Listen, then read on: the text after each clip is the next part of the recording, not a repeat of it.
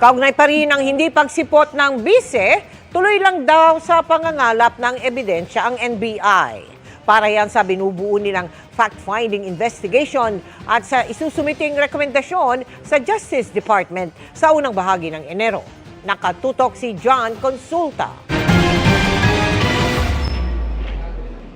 Sa ikalawang pagkakataon, hindi sinipot ni Vice President Sara Duterte ang investigasyon ng NBI kaugnay sa mga sinasabing banta ng bise sa bahay nila Pangulong Bongbong Marcos, First Lady Liza Marcos at Speaker Martin Romualdez. Sa halip, ang kanyang legal counsel ang dumating.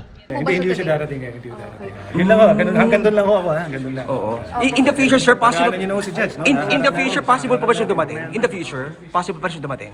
Wala akong masasabi. Hindi ko masasabi yun. Bitbit niya ang sulat na nagsasaad na pinayuhan ng mga abogado ang bise na huwag dumalo sa imbitasyon ng NBI at huwag din magpasa ng sworn statement o affidavit.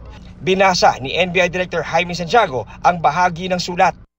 With due respect, we just state that obvious that the Honorable Secretary of Justice is this office administrative superior, head of agency and the President's alter ego, while the Honorable Executive Secretary is the President's chief alter ego. Given these facts, you will kindly understand our client's prudence in her cooperation with the office and her desistance from appearing and giving any statement on December 11 today, 2024. Hindi natin siya masisisi kung ganun ang pag-iisip niya, but then kami nananatili malinis ang aming konsensya that the investigation will be fair, wala kaming kikilingan, the investigation will be impartial.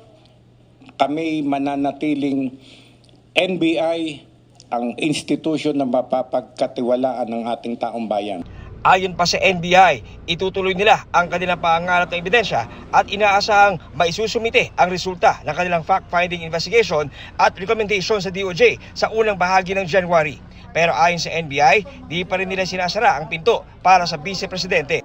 Hanggat hindi pa kami nakakapag-finalize o biglang tumawag sa akin ni Vice President, Director, I will go there.